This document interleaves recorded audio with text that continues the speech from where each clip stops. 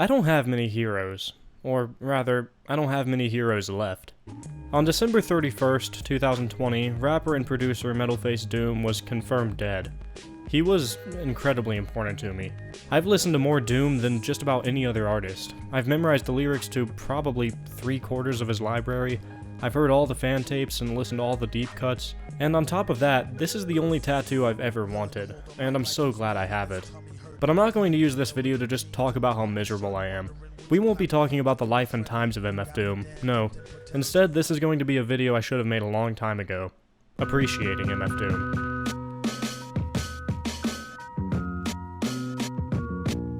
Every time I get into a conversation about music, I inevitably end up on the note of, I don't really care what genre it is, I just want it to be unique and interesting.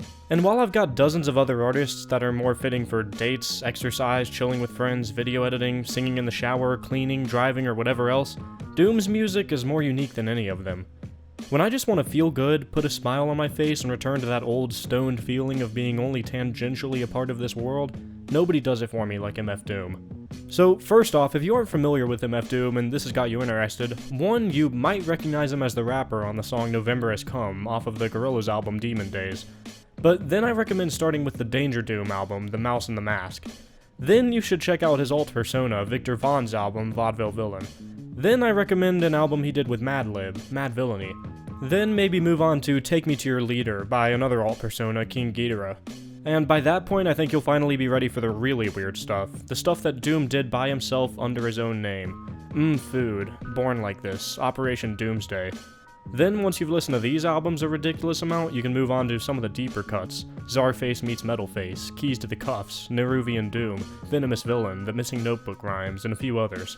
So, I've told you that Doom is great, it's time to talk about why. Let's start with the most immediately disarming thing about Doom, the satirical element. While a decent amount of his music is a bit more serious, the majority of it is just kind of silly. Just about everyone knows the classic stigma about rap music. It's all about showing that you're hard as hell, the most dangerous guy on the block, all of that. Dre talks about smoking tons of pot and having tons of sex, Tupac talks about being shot and selling crack, Biggie talks about robbing people and killing home invaders, Tyler talks about kidnap and sexual abuse, Eminem talks about chainsaw massacres and murder-suicides, but MF Doom? MF Doom talks about mind programming all of the world's leaders to become supreme master of the universe. He talks about his evil experiments, which left him so disfigured that he now walks the earth, hiding his face behind a mask. He talks about how he's a gigantic three-headed space monster living in seclusion on Monster Island. I mean, if you combine the names of two of his personae, Victor Vaughn, which is him seeing himself as a rowdy teenager, and MF Doom, his most used persona, you get Victor Von Doom, the antagonist of the Fantastic Four comics.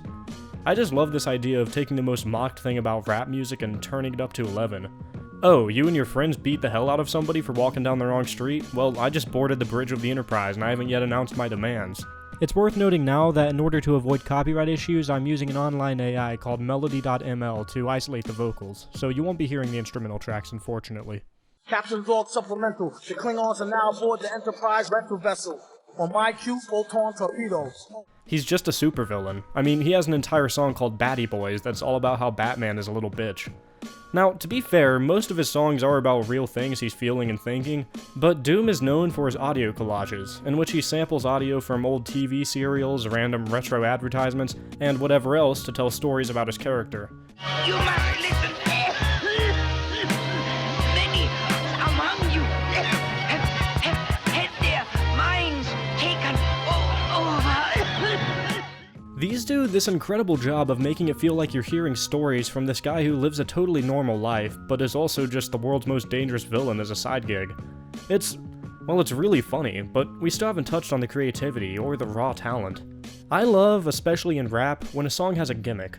Something like Stan by Eminem is a great example, or Gimme the Loot by Biggie Smalls, in which he and an alternate persona of himself drive around, talking back and forth about who they want to rob next, or 6B Panorama by Aesop Rock. There are a ton of examples of this sort of thing, but I swear that nobody does it like Doom. If you ask me, he was at his absolute best in this regard during his second album under the MF Doom name, Food.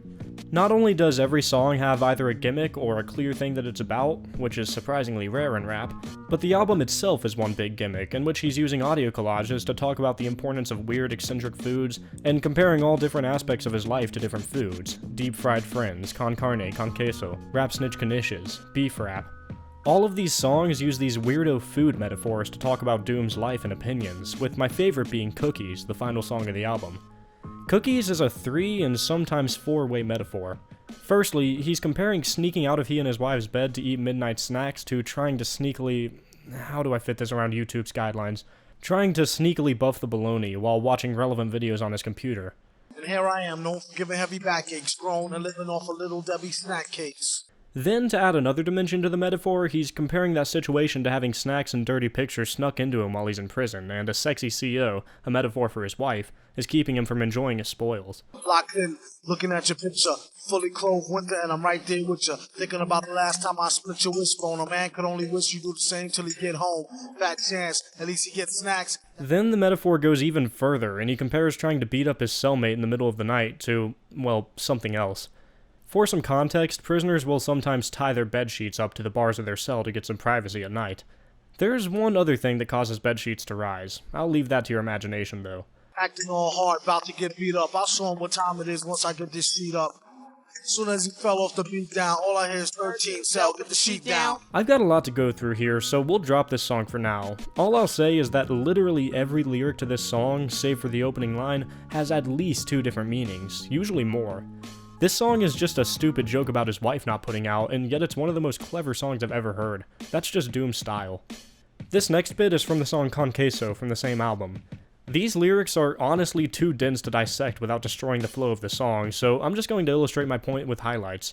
If you see 2 matching highlights in the text, it's because Doom transitions from one subject to another by drawing a parallel between them. He talks about fog, and then in the next line he talks about rain, and so on. Listen to the way that he flows from one seemingly disconnected point to the next by drawing these parallels. When I was broker than a broke thick dog, I always kept an L to smoke a thick fog. When it rained, it sure do thunderstorm. I got more rhymes in the summer than musty underarms. 1-2 microphone checker. First learned to neck off a home ec home wrecker. Obviously, I haven't heard every rap song ever, but while someone like Aesop Rock might have more meaningful lyrics, even he couldn't hope to have lyrics that are this dense. I really haven't seen any other rapper come close to this sort of stuff, and it's all over the place in just about every last Doom song. If you haven't heard every song a million times, you practically get sensory overload just trying to discover all of the callbacks, references, puns, metaphors, and even just the rhyme schemes in Doom songs. Con Queso is one of many fantastic examples of this, but Doom's rhyme schemes are absolutely incredible. It feels like every word rhymes with every other word. He constantly sets up 3 or more syllable rhymes like broke dick dog and smoke a thick fog in that last one, or, one of my favorite examples, this 4-syllable rhyme in the opening line of Governor by Doom and Janira Jarrell. I'll be highlighting the rhymes from now on to try and illustrate these rhyme schemes. Catch a throat full from the fire vocal with ash and molten glass like I have Jyla Jokel. And no, that isn't a made-up word. I have Jyla Jokel is, as Doom explains in the next line. The volcano out of Iceland. Or hey, if you want another example, you can take the opening line to the next verse. Fuck will spill over like the rolling hills of Dover. This is literally just one line, half a measure, 2 beats, and it's got an A, B, C, A, B, C, B, A, B rhyme scheme, because that's just how Doom likes to mess with your head and keep you listening closely. And he knows that these lyrics are incredibly complicated, confusing, and let's be real, weird as hell. He references that fact directly at least 2 times that I can think of off the top of my head. Ville spilled auto flows that befuddle scholars. And Flow so weird his own peers couldn't follow it on the phone. There's this elephant in the room that I haven't really addressed, and that's that most of the lyrics I've shown don't really mean much. So far, we've just covered some self-love jokes and I'm a good rapper, which, I'll be real, that sort of stuff is a whole lot of what Doom talks about. But there's this sort of simplistic charm to that, almost like if these lyrics were as deep as someone like Aesop Rock's, it would 1, stop being so fun, and 2, just be too damn much to take in. If Doom were trying to make consistent and diverse points in more of his songs, he would really have to tone down what he does best. And if you ask me, that's just pushing the English language to its absolute limit, well past its breaking point. A perfect example of this is the incredible song Rhinestone Cowboy. Unless there's something I'm missing, he doesn't really say anything in this song beyond just some establishment of the Doom character. But this song has one of the most intense rhyme schemes I've ever seen, and it just has this hypnotizing effect on you when you listen to it. I mean, I'll only play a bit of this, but look at the images of the various rhymes highlighted. It's literally mind-numbing in the best way possible. I mean, if you listen to this song closely, I'm fairly certain that it's literally impossible to have a coherent thought while trying to keep up with all of these rhymes, no matter how well you've memorized the lyrics. It's really the rap equivalent of playing Through the Fire and Flames on Expert on Guitar Hero, and it's insane. I mean, for God's sake, just listen to this. Overthrow it like throwing over a biscuit. A lot of bitches think he's overly chauvinistic. 2 measures, 4 seconds, and a rhyme scheme of A, B, A, C, A, C, A, B, C, C, C, A, B, A, C, C, C. Depending on how you count it, that's 17 rhymes in 4 seconds. And he isn't even talking quickly. This stuff is just so damn interesting to listen to. More lyrical flexibility is one major benefit of the way that Doom often does things, but there's another.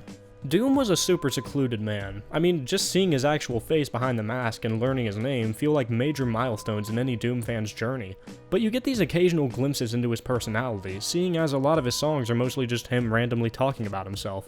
I mean, if we listened to, say, Food a ton and heard this line...